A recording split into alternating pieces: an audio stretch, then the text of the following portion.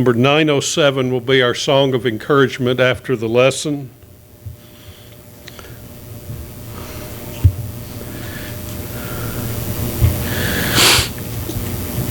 Number 552, 552.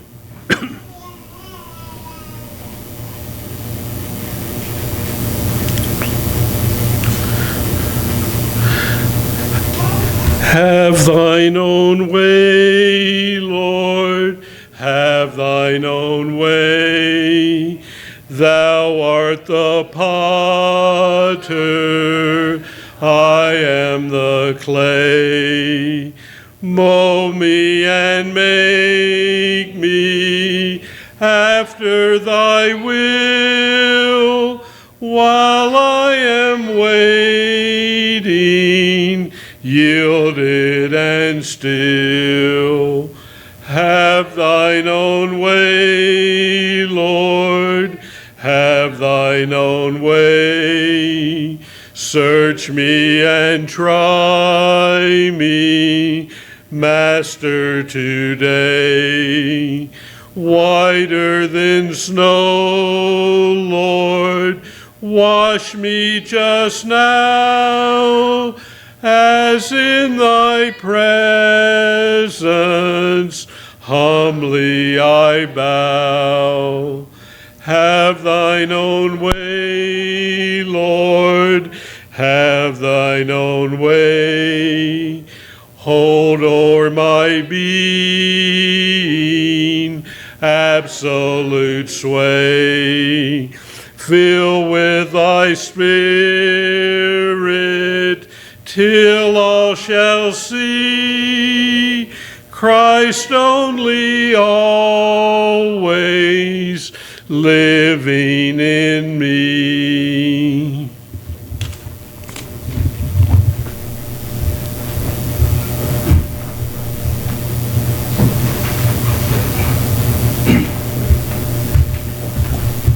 Good evening.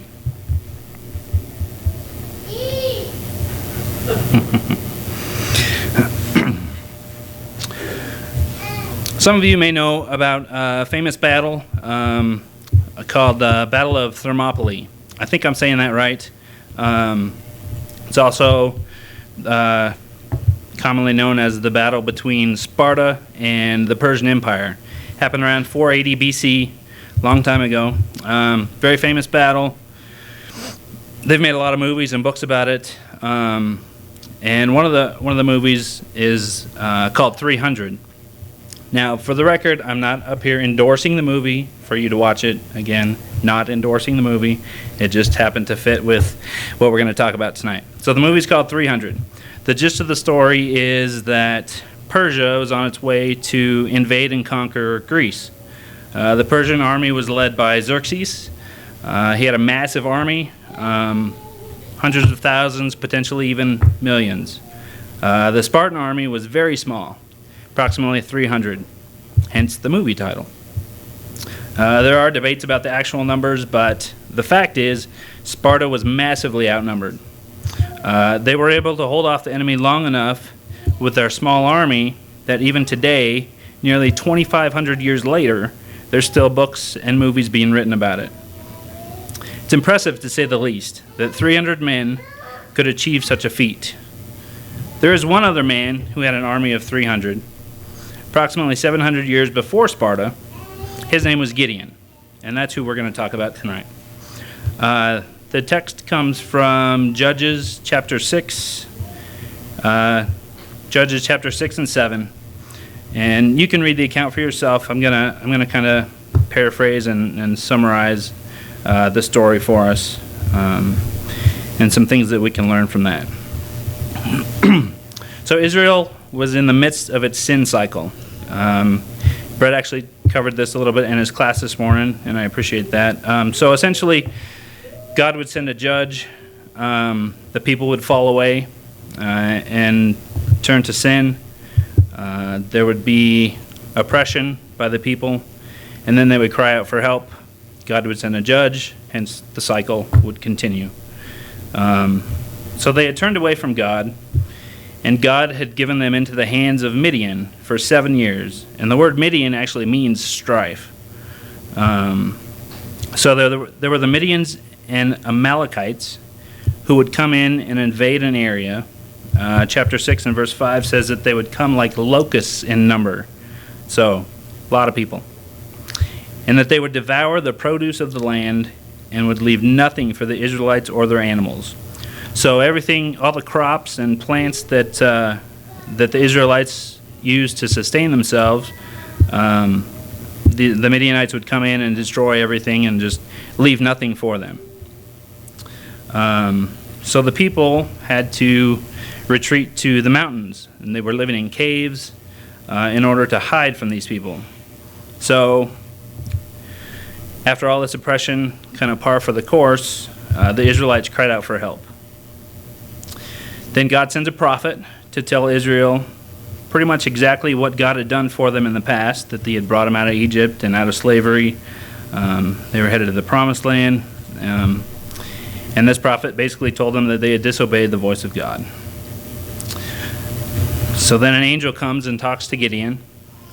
And starting in verse 11, we start to learn a few things about Gideon himself. The angel of the Lord that's talking to him calls him a mighty man of valor. We'll actually talk about that a little bit later. But it's interesting because at this point in time, Gideon hasn't really done anything. But this angel is calling him a man of valor. We know that Gideon was processing wheat and hiding it from the Midianites. As I mentioned before, they were living in the caves and mountains, and the only way for them to sustain themselves was to kind of do this in secret.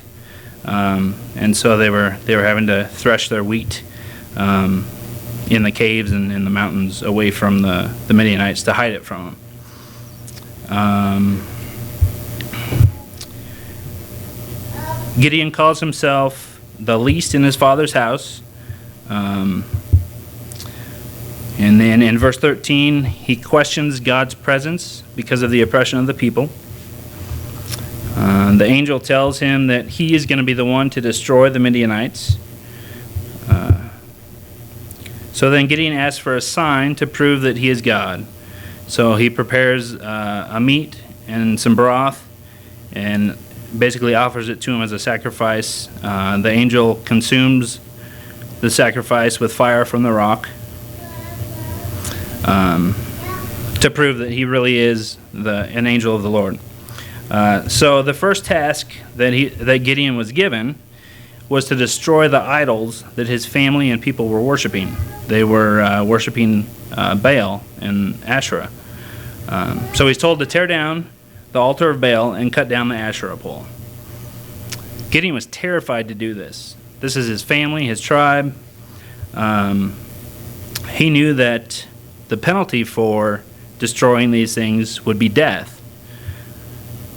So he snuck in at night, and with a few of his men, they did what he was asked to do. They destroyed the altar of Baal, and they tore down the Asherah pole.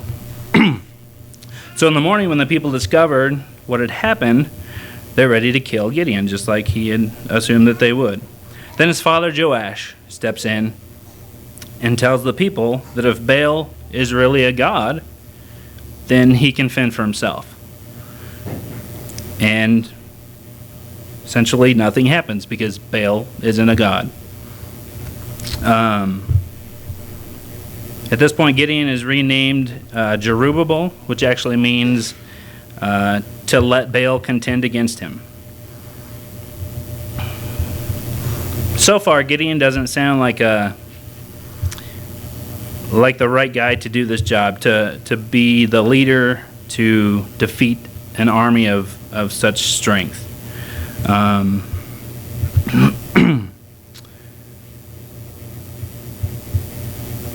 The Midians were moving in and getting ready to attack. And now Gideon is full of doubt, and he asks God to give him a sign that he will save Israel by Gideon's hand. So we all know the very familiar story of Gideon and the fleece. Basically, he asks God to give him a sign and says if the fleece make the fleece wet and the ground dry, and then I'll know that you are God and that you are who you say you are. And then the next day he asked for a second sign just to verify.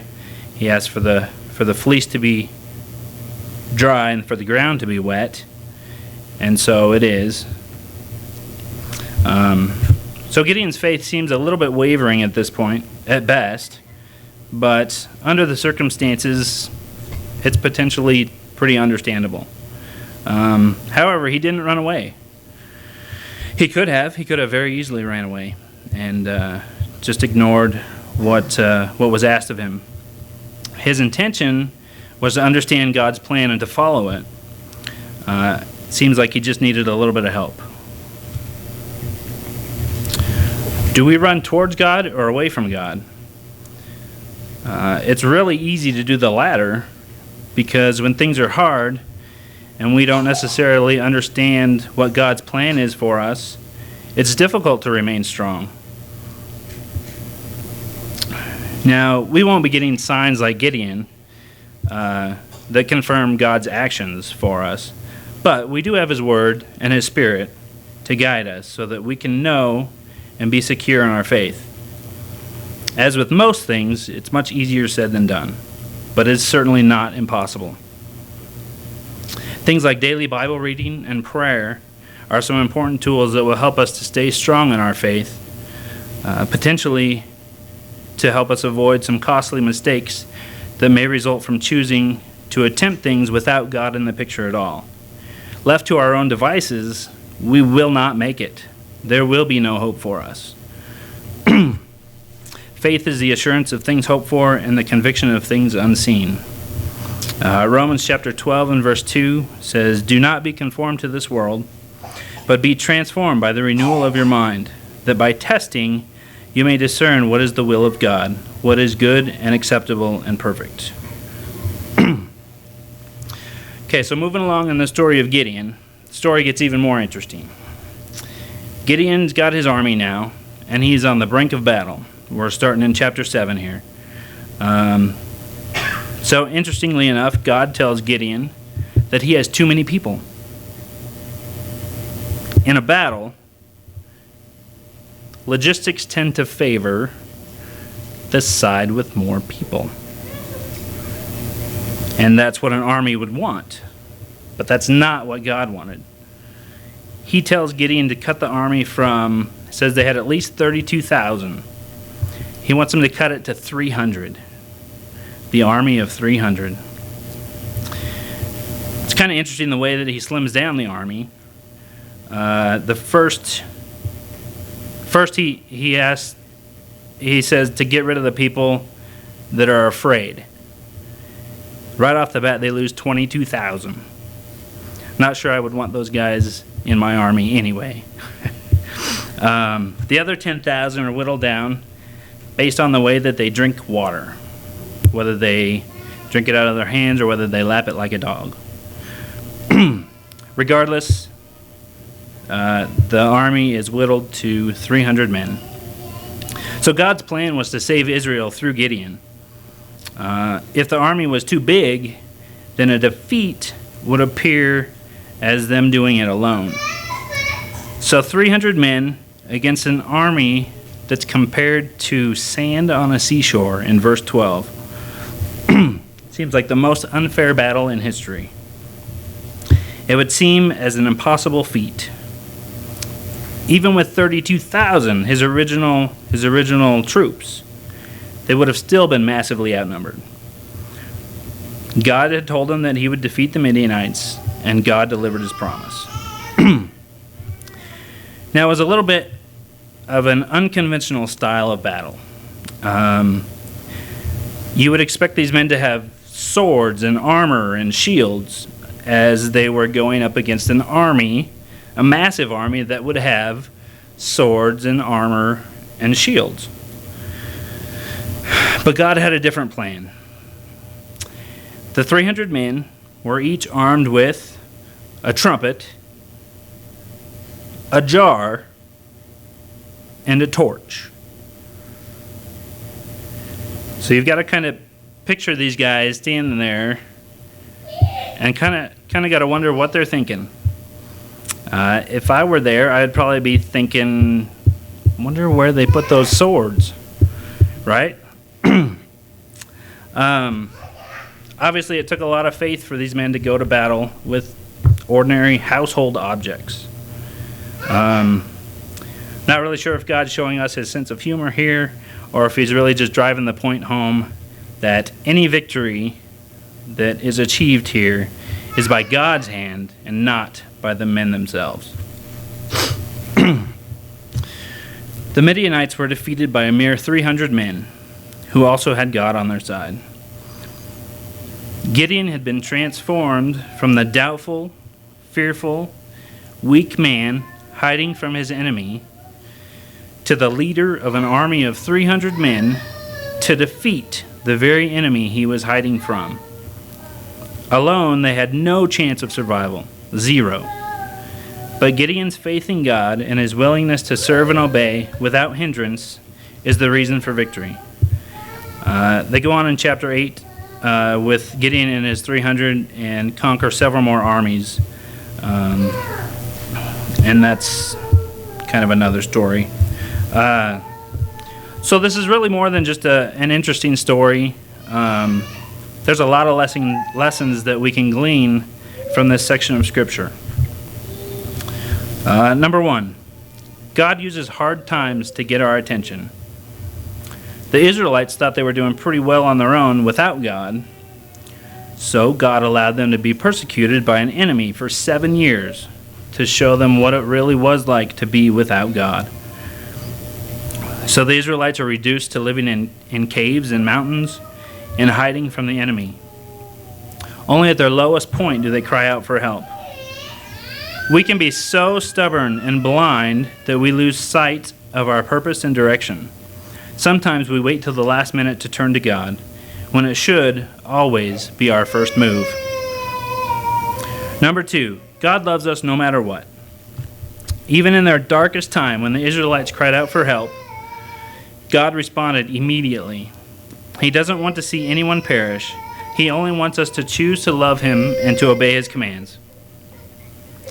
Number 3, God sees us sometimes very differently than we see ourselves. Fortunately, God can see the bigger picture, and that's why we have to trust him completely. Gideon thought very little of himself to start with, and then an angel told him that he was a man of valor, and God used him to defeat an army. God has unique plans for all of us, and we have to accept and trust that his plans are always better than our own. We need to start seeing ourselves the way that God does, full of potential and eager to serve him. Number 4, we have to clean the inside of the cup first. God wasn't able to use Gideon as a leader until he cleaned out the sin from his own life first. He had to remove the idols that had consumed the people because they were standing in the way. These people were his family. How hard would it be to confront them with such a directive from God? There had to be a lot of hard feelings. Probably some persecution. Obviously, they were ready to kill him over it.